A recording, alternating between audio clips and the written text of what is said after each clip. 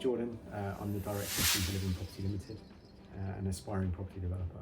So I attended the training to consolidate the experience I've gained on my first two projects, and I really wanted to drum down into the project management process, particularly around writing a bill of quantities, writing a scheduling timetable, and also writing a specification.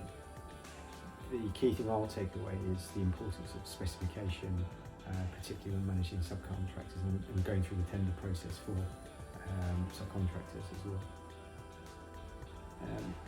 The first thing I'm going to implement is to read further into the construction phase plan and also my key obligations under CDM 2015, so I'm legally above board, or at least have an understanding if I'm going to outsource that, so I can understand, engage and have decent conversations with the safety consultant that I would procure for that process.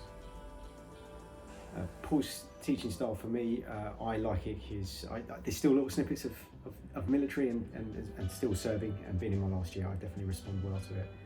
I like how he pulls the room back in, particularly when the jovial nature of the clientele, they start to talk too much, but very, very in-depth instructor, and definitely knows his content as well, which is definitely an enabler for all of us, and it's definitely expanded my own personal knowledge over the 2 days.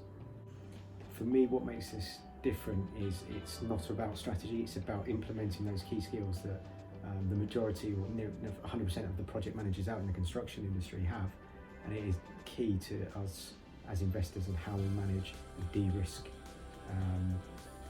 the process of facilitating those projects, and ultimately that will generate cost savings for us, which generates more profit ultimately at the end of the day. For me, the ROI will be definitely de-risking any legalities and not exposing myself, which is priceless.